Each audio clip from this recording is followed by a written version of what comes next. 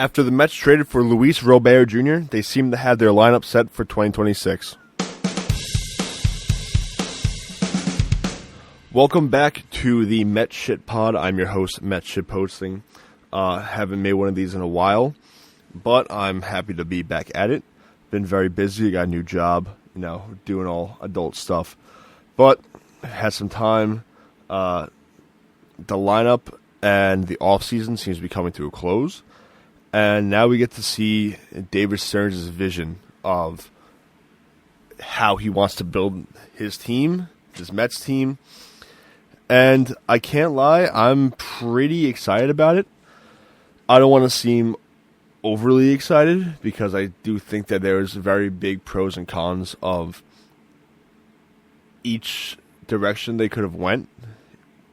Obviously losing Pete's offensive production is a big blow to the offense, but the defense seems to be in a much better spot than last year. We all love Pete, but his defense is atrocious, and he got Senga hurt, and that kind of derailed the part of the season. So now I'm going to go into some of their numbers, them being Pete, Nimmo, McNeil, and Bichette, Polanco, Semien, and Robert from this past season, kind of compare them a little bit, and then go into their career stats on their 162 game average and see what the Mets lost, what the Mets gained, and kind of get an overall feel of how this lineup seems to be more well-rounded than it was last year, where last year was kind of top-heavy, when now there's thumpers in each position. Not really thumpers, but guys that will get the job done in different ways, which I think is very valuable compared to what we had last year, where it was kind of, okay, Lindor, Soto, Alonso, Nimmo, then after that, it's a bunch of question marks. So without further ado, cracking my thumbs and flexing my brain, let's look at Pete, Nimmo, and McNeil's stats from 2025. By stats, I'm going to do home runs and RBIs because I wanted to get a feel of how many runs the Mets lost this offseason by getting rid of these three guys. Right? So Pete obviously leads the way, 38 home runs and 126 RBIs. After that, it's Nimmo with 25 home runs and 92 RBIs. Then McNeil had 12 home runs and 54 RBIs. Now, in total, with those three guys gone, the Mets had to make up 75 home runs and 272 RBIs. So they had to make up 272 runs, basically. So with those three guys subtracted from your roster, that's 272 runs gone. All right? That's why I just included this. I want to see how much they had to make up in run support. Right? So now in 2025, we have Bo Bichette, Jorge Polanco, Marcus Semien, and Luis Robert. Now, I know it's four guys replacing three, but these are the replacements. Right? You could say Polanco replaced Pete. We added Bo. We added Semien to replace, I guess, McNeil. And Robert replaced the outfield spot that Nimmo had. So they were all replacements, and we have to look at it as such. So in 2025, Bo Bichette was hurt. I think he played 100 games, so let's keep that in mind. Bo Bichette hit 18 home runs, had 94 RBIs. Jorge Polanco hit 26 home runs and had 78 RBIs. Marcus Semien had 15 home runs and 62 RBIs. And last but not least, Luis Robert had 14 home runs and 53 RBIs. Now, in total, that's 73 home runs and 287 RBIs. One more time, it's 73 home runs and 287 RBIs. So, 287 runs in total between the four guys that we got. So compare that to Pete, Nimmo, and McNeil, the three guys we lost. That's 15 more runs with the four guys that we acquired than we had. 2 less home runs, but you want the runs. It doesn't matter if it's a single or a double or a triple. Runs are runs. So we have 15 more runs on the roster. Now, obviously, for the three guys, that's heavily lifted by Pete. Right, 38 home runs and 126 RBIs alone for Pete. That's the biggest hit by far. We all know that. That's no mystery. It's no shock. But the guys that we got are much more clutch. I'll say it again. The guys that we got are much more clutch. So, I took a look at their batting average with runners in scoring position from this past season. You would think with 38 home runs and 126 RBIs, Pete's batting average with runners in scoring position would be pretty high. But it's only a 234. Right? So Pete hit 234 with runners in scoring position. Nimmo had the highest of the three with a 268 batting average with runners in scoring position. And McNeil had the lowest, hitting only 215, which, for what Jeff McNeil used to be, that's abysmal. And just for any player, that's kind of that's bad. So now look at the four guys that we got. Their batting average with runners in scoring position. Bo Bichette has a 317 average with runners in scoring position. That's much higher than Pete. That's much higher than Nimmo. Almost about a 50-ish, 40-ish difference in batting average with runners in scoring position. And then Marcus Semien hit 258. Marcus Semien, he's older, right? He's been regressing. But if he can have even a decent kind of bounce back year at the plate, that'll help tremendously. And Luis Robert last year hit 234 with runners in scoring position. Now, if you were paying attention, you noticed that Luis Robert and Pete Alonso both had the same average with runners in scoring position. Pete obviously hit more home runs and had many more RBIs. But when there were opportunities on base for you to drive in a run, they had the same average, guys. Think about that. For how bad Luis Robert was, him and Pete both had the same batting average with runners in scoring position. So I look at that as, okay, if Robert has a bounce-back year, obviously no one's going to produce as much as Pete, but if Robert has a bounce-back year, right, even if he has just as bad as a year as he did last year, he would still have the same average as Pete did with runners in scoring position. Right. Bo Bichette has much more. Polanco has more. Semien has more than Pete and McNeil. And Robert has more than McNeil and Pete. So, in terms of total run production, 287 runs for the new guys that we got. Yeah, that's more. It's only 15 more, right? But we forget that Bo Bichette was injured. Forget that Marcus Semien is kind of trending down, and Luis Robert was also injured and was on a terrible White Sox team for the past 2.5 years. 1.5 years, however long it was. So, everyone keeps saying that Robert is a big change of scenery candidate, and I have to kind of go along with that because that's the only hope. He has huge upside, and even if he can hit 25 home runs and drive in 80 runs, that's a huge W for the Mets. Much more production than what we would get from Tyrone Taylor or what we got from Cedric Mullins, even in the short time span that we had him, who did fuck all. So, granting everyone stays healthy, obviously Marcus Semien isn't going to be this huge piece of the offense. He's there for defense. He's solely there for defense. But now we take those guys who, two of them are 1 and 2 for higher batting average run scoring position. Bichette and Polanco are 1 and 2, so that's already an improvement. Semien has a higher batting average than Pete and McNeil with RISP. I'm just going to keep saying that because saying runners in scoring position over and over again is going to make me go fucking insane. And Robert has the same as Pete and McNeil.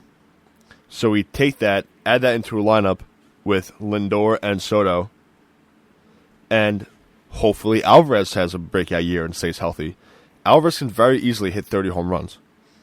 But do I think he's going to? Probably not. If I had to bet, I don't think he's quite there yet. But, dude, you never know. He looked great. If he hits consistently how he hit in the second half of the year, 100% he'll hit 30. But he has to stay healthy. He's got to protect his fucking hands. And he has to go back to what he was doing at the second half. He can't be out there swinging out of his shoes. Right? And Beatty has been trending up. So you put those four guys, Bichette, Polanco, Simeon, Robert, with Lindor, Soto, Alvarez, and Beatty, and you throw in Vientos at DH or wherever you want to put him. It's a pretty good lineup. It's a very good lineup. We know Soto gets on base. Think about all the walks that Soto takes. We all know that Soto's a high on-base guy. He has like a 400-something on-base percentage, which is ridiculous. You're putting him in front of Bo Bichette, who has a 317 average with runners in scoring position, with how many bases Soto stole last year, and if Lindor can get on before him and Soto can walk, then you have Bichette and Polanco hitting behind both of them. Bichette has a 317 batting average with RISP, and Polanco has a 282. That's going to generate more runs. It's going to. Think of how many times the Mets got the leadoff guy on and did nothing. How many times they had second and first and one out and someone ground to a double play. All the times that they had the bases loaded with no outs and we got no runs.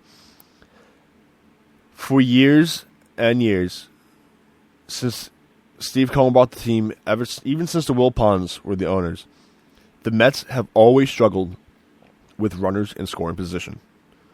I know it. You know it. David Stearns knows it. We all know it. That's the story of the Mets. That's how they fail. Now we bring in guys that hit with runners in scoring position. That will hopefully hit with runners in scoring position. And no, the power is not there. But the runs are. And that's the most important thing. Right? You watch Moneyball. If you watch Moneyball, Brad Pitt says, do I care how he gets on base? Do I care if it's a walk or a single? No, he gets on base. Do I care how runs come home? If it's a home run, a triple, single, or double? No, I don't care. I just want the runs. And if you tell me that you can get rid of Nimmo and Pete and McNeil and then bring in four guys that will give us more runs and be more clutch and hit when it matters, I'm all for it. Again, we all love Pete, but think of, besides this year, how many times that he hit home runs in the clutch. Obviously, barring the Milwaukee game, because that's a moment that no one can take away from him. Love Pete for that forever. And I'm not trying to bash Pete here. I'm really not. But before that, his home runs always came late in the game or when they were up by 8 runs. He was a clutch player last year and for the playoff run in 2024. But overall, you're batting .234 with runners in scoring position and you have 38 home runs and 126 RBIs. That tells me that you're not coming up when it's needed. You're not coming up in the clutch. You're not coming up in big times. Right? Someone like Bo Bichette and Jorge Polanco that have a 317 and 282 average with runners on in scoring position, that's telling me that they come up when it matters. And clutch is what the Mets need. They had no clutch gene this year. Let's forget they were 0 and a billion when trailing after the 8th inning. They didn't have a single comeback win this year. If I told you that after 2024, that in 2025 the Mets would not have a single come-from-behind victory after the 8th inning, you would look at me like I'm crazy. Like I had 5 eyes and 2 arms. Fuck, that makes no sense. I have 2 arms. But you get what I'm saying. That the Mets this year were just not clutch. They just were not clutch. And we love them. We do. We love Nimmo. We love Pete. We kind of liked McNeil for a little bit there. But they were not clutch. We didn't win anything with them. And you know what? We're probably not going to win anything without them. But at least we try. At least we try something different. I'm not trying to bash on the Yankees, but they're the only really team I can compare it to right now. How many times are the Yankees going to run back the same lineup with Jazz and Judge and Bellinger? I know they're only there. Bellinger's only there for a year, but I mean they lost in the LDS. and they beat a very bad and battered Red Sox team that had one good pitcher in Crochet, who they couldn't beat. And they got smoked by the Blue Jays. They got smoked. It was, besides the one game at Yankee Stadium where they had to come back and fight, they got smoked. And now they're going out there with the same exact lineup. The definition of crazy is doing something over and over again and thinking that it will work and thinking that it will be different. As much as I miss Pete, as much as I miss Nimmo, I mean, I have a Nimmo jersey. He was the first Met jersey that I bought on my own. And as much as I'm sad that McNeil's gone just for nostalgia's sake, it was not working. And for as much shit as I personally have given David Stearns, and everyone has, I want to apologize. I'm going to fill out my apology form later on for David Stearns because I think I was blinded by rage. And I did not see a vision of what he wanted to do.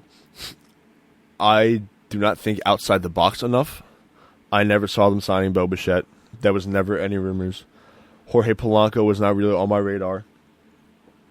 Marcus Semien definitely wasn't. And the only one that was really ever talked about was Luis Robert.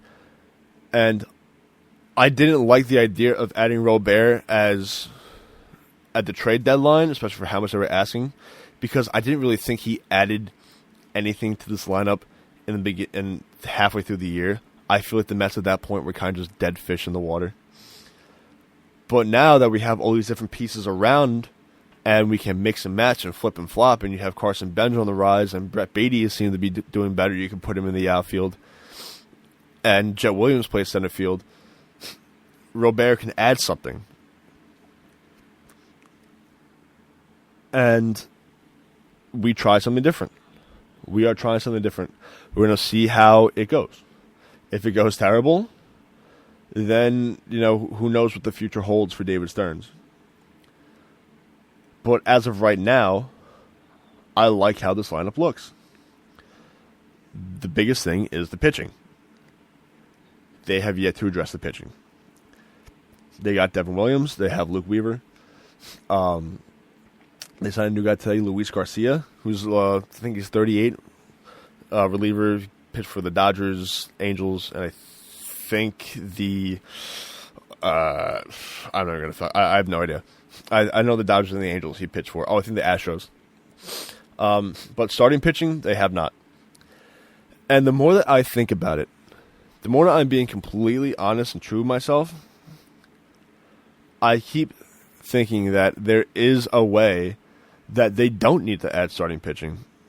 Now, you might think I'm insane for saying that, but looking at all of our pitchers, there is a certain point that you can look at and say, okay, this is where they started to be bad. And by that, I mean injuries. Senga was never the same after he came back after Pete's errant throw injured him. Senga was never the same. Manaea got hurt and kind of felt rushed back, and you can tell that he was never really the same. Once you got past the fifth inning, it was kind of, oh no, like, here we go again. Every time after the fifth inning, it was like, fuck, like, we're fucked. Clay Holmes had his first full year of pitching as a starter, and he did pretty well. David Peterson also had his first full year with a full workload. McLean looks great. Sproat's still a rookie. Tong still needs time. He's going to be in AAA. And then Crystal Scott's coming back. But my point with Senga and Manaea is that you can look at them. And Senga, Manaea, Williams, and Weaver. Not Williams, just Weaver. Excuse me. They all got hurt, and they were all never the same after that injury. Now, after having a full offseason, I can look at them and say, you know what, if you guys can be just your average, that will help us. We all know Minaya is a better pitcher than what he was last year. We all know Senga is a better pitcher than what he was last year. And we all know that David Peterson is a better pitcher than what he was last year. He was great for us in the beginning of the year, and then after full workload, he kind of fell off. But now that he's used to that, I hope he can bounce back. And who's to say that we don't already have an ace? Did you guys see Nolan McLean pitch? He's nasty. He's disgusting. I went to see him in person. I saw his debut, and I saw his game against the Phillies. He was lights out. The worst game that he had was in Detroit, and then he locked in. And he had a rough game in Chicago, but Seiya Suzuki hit 2 home runs off of him. But besides that, he was mowing down the Cubs. Yeah, he let up 5 runs, but it's 5 runs to 1 guy. Maybe he just has to pitch around Suzuki. But besides that, dude, McLean looked great. And he could definitely be an ace. Like, there's no reason why he can't be. Would I want him to go out and get another starting pitcher? Absolutely. I love Freddie Peralta. I want them to add, like, this is not me being like, nah, we're good. I want them to go get another pitcher. I would love to sign Valdez. I would not mind Gallen. But if it's going to take a top prospect like Benj or Tong, I'm not doing it. Jet Williams, I could argue, because the infield's kind of set. It's crowded. And maybe and center field is probably going to be Benj's position. Oh my God, I can't fucking speak. Center field is going to be Carson Benj's position for a long time. Hopefully. So Williams, to me right now, seems expendable, but he's the only one. And Sproat. But if it's going to take more than that, if it's going to take those two guys, they're both top 100 prospects. So you need something. You need a solidified ace in return. And I'm not saying that's all that's going to take is to get Scooble. Like, you're going to need more than that. It's probably going to be Tong. But you need an ace. And I think Freddie Peralta would be that, but not for rental. If he had 2 years left on this deal, I'd do that. Or if he comes with an extension, I'd trade Sproat and Williams. But for a 1 year rental, like, it's too big of a risk, especially with never playing in a big market like New York. I was kind of for the trade at first, but now that I've thought about it, I'm like, I'm not too sure if I would like the trade. But, you know, if you told me that we would give him a 2-3 year extension, which I don't know if he would take, but I wouldn't mind it. But for 1 year, I don't know. Because look at Devin Williams. I mean, Devin Williams, same exact situation. Coming from Milwaukee, always in a small market, came to New York and sucked. I mean, he figured it out late in the year, but we're not in a spot where we can afford Freddie Peralta to figure it out late in the year. And also, as a starter, you pitch every 4 or 5 days, maybe 6. Reliever, you can pitch every other day, every 2 days. So you have more appearances and more chances to figure it out. If you can't figure it out as a starting pitcher, it might take you half the season. It might take you more than half the season. And if you have a guy that every 5 days that you can't go rely on, and you trade away your top 5 prospects for him, then it's a waste. It's a waste. So I'm going to go to the other part of what I wanted to do. I completely forgot I had this whole other side written out. I'm going to look at them again being Pete, Nimmo, and McNeil, and Bichette, Polanco, Simeon, and Robert. Look at their 162 game average. This is my favorite way to judge how good a player is. If you go on Baseball Reference and you go down to the bottom of their stats, it shows how many years they've played, the teams they played on, and their 162 game average. Meaning if they played a full season, this is their average for the years consistently. Okay? So, Pete's 162 game average for home runs is 42. RBIs, 114. 253 batting average. 341 on base percentage. .516 slug, and an .857 OPS. Nimmo is a 21 home runs, 70 RBIs, 262 batting average, an on-base percentage of .364, a slugging percentage of .438, and an OPS of .802. McNeil averages 14 home runs, 64 RBIs, a batting average of .284, but that has been mainly trending down. Like let's get that. He's not hitting .284. He hasn't hit close to .284 in 4 years. An on-base percentage of .351, a slug of .411, and an OPS of .779. In total, on average, those three guys hit 77 home runs, driving 248 RBIs, hit .266 batting average, an on-base percentage of .352, a slug of .455, and an OPS of .812. Okay. Now looking at Bichette, Polanco, Semien, and Robert.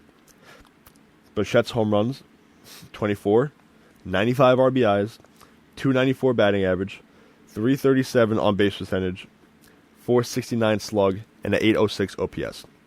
Polanco, 23 home runs, 85 RBIs, 263 batting average, 330 on-base percentage, 442 slug, 771 OPS.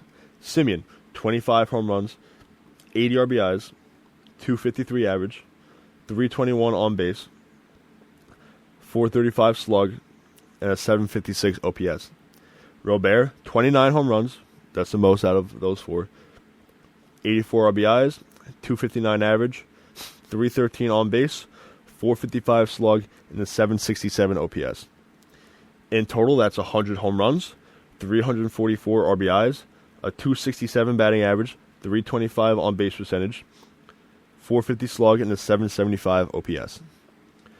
So, I'm going to categorize the new Mets and the old Mets. So, old Mets being Pete, Nimmo, and McNeil. The new Mets being Bichette, Polanco, Semien, and Robert.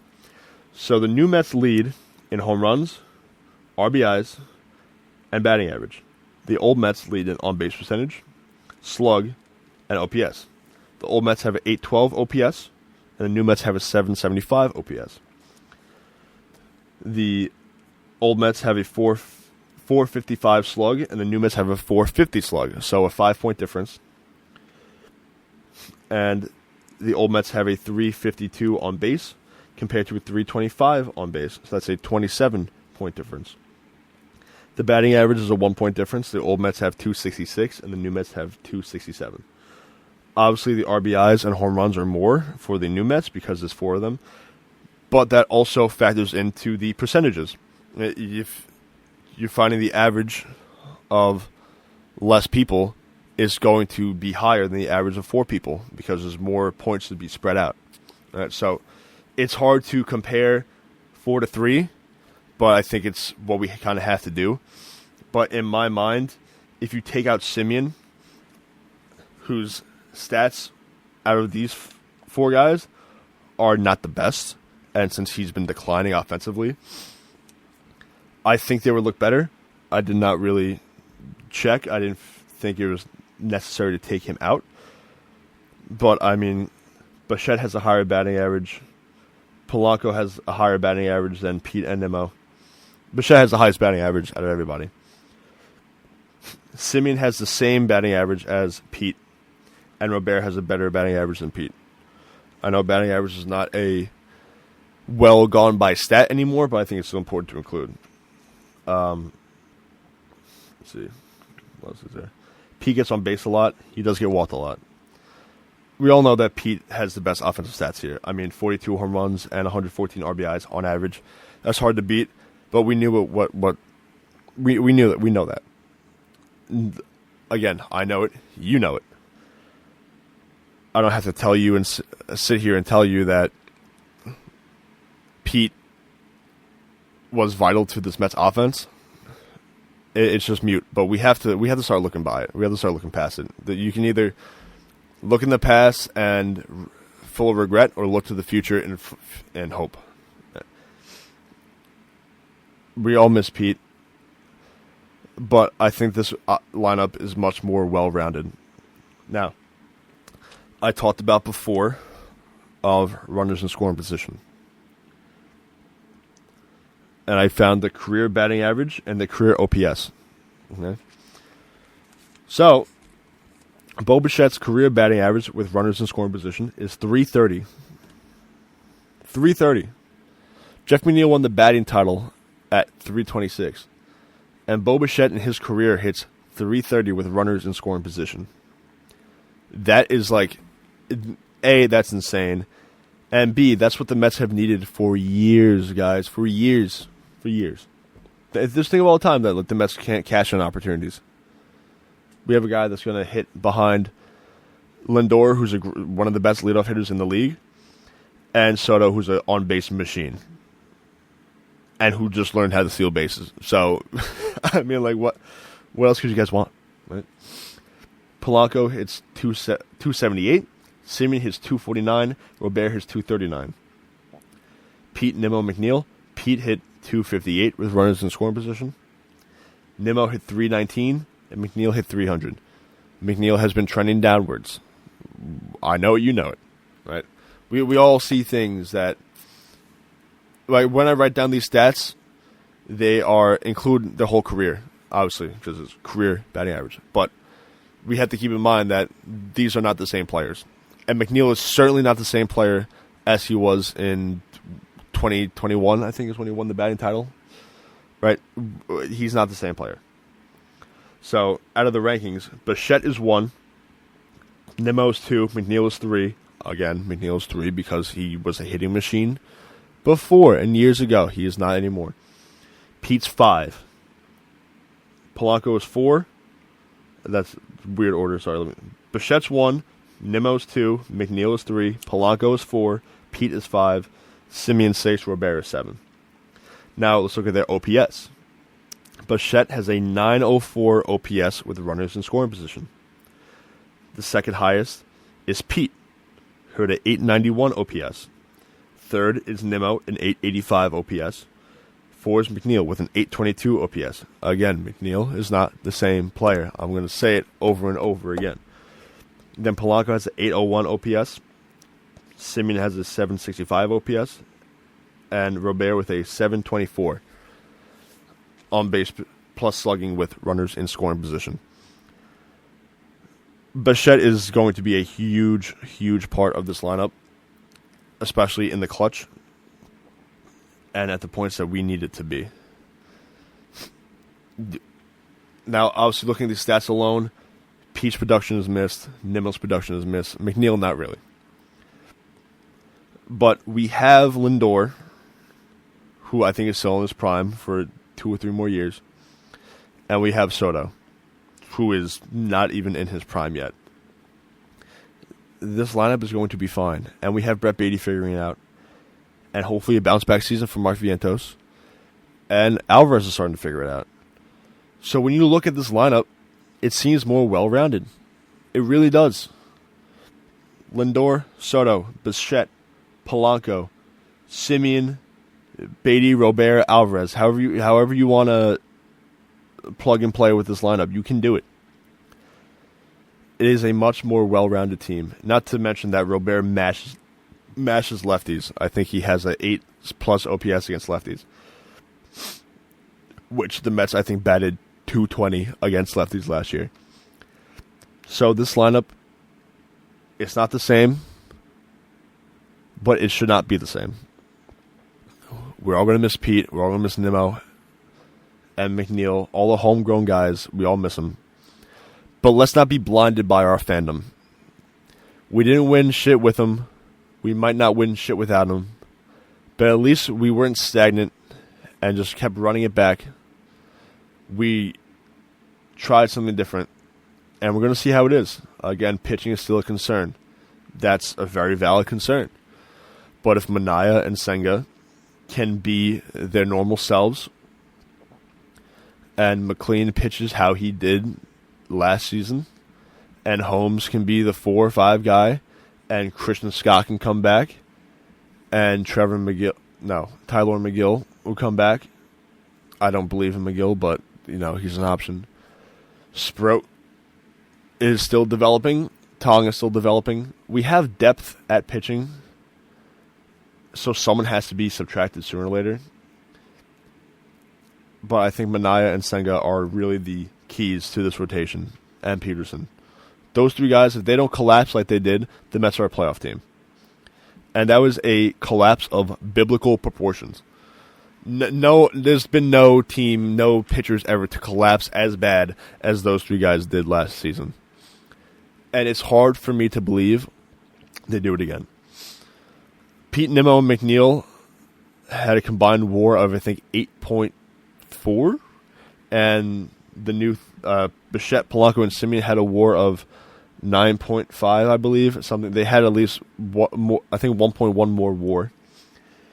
And then now you add Robert. I don't know how much that is. But WAR equals wins above replacement. So they added one more win. And one more win last year gets the Mets into the playoffs. So I'm just going to leave that there. But my final message is, yes, it's sad to not see Pete in a Mets uniform. It's sad to not see Brandon Nimmo in a Mets uniform. For the McNeil fans out there, it's sad to not see McNeil in a Mets uniform. And Edwin Diaz, but that's a different story. Didn't really go into the pitching this much. We have Devin Williams. I think he can bounce back this year. That's what I'm going to say on that. Also, one more thing about Diaz. Diaz's style of pitching relies heavily on velocity, and he's getting up there in age. Devin Williams' stuff relies on break, off speed. He's a much more better long-term option than Edwin Diaz is. But nobody's going to say that but me. Anyways, it's going to be sad to not see these guys. I know a lot of you listening probably grew up watching these guys. I did too. I mean, I was in middle school in the 2015 team and the 2016 team. Like, seeing those guys go sucked, but they made it to a World Series. If I can get through that, if you guys can get through that, we can get through this. It always felt that something was missing from this team. And long story short, there was. They never made it farther than the NLCS. Yes, they ran into a juggernaut Dodgers team, and that they could have beaten the Yankees that year, but we'll never know. And that's just how it is. We'll never know, and I think in some ways it's a good thing. It kind of brings me closure that they never got it done, and we just have to accept it and move on and try to put a winning team out on that diamond. And a clutch team, which the old guys were not. Pete, Nimmo, McNeil were not clutch. The most clutch guy in this team was Lindor, and he's still on the team.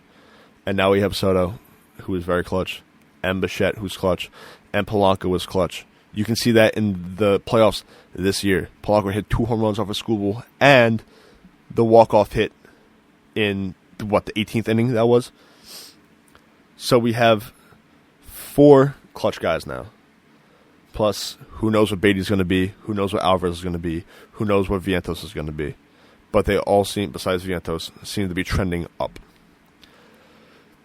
So, it stings, it sucks, but listen, we're Mets fans, we've been through worse. And, I mean, yeah, that's really it. We've been through worse, we made it through worse, we'll make it through this. I'm still going to root for these guys. I'm still going to root for Pete. I'm still going to root for Nimmo. I'm still going to root for McNeil. I hope they have great careers. I want them all to do well. I mean, fucking Diaz is probably going to win a ring this year with the fucking Dodgers, but that's a different story. But anyways, this wraps up the pod. Hope you guys enjoyed. Leave some comments down below if you enjoyed it. I'll do more if you want me to do more. And, yeah, hope you guys enjoy your day. Do something fun. Go outside. Grab some drinks with your buddies. Do something with your friends, whatever you got. But,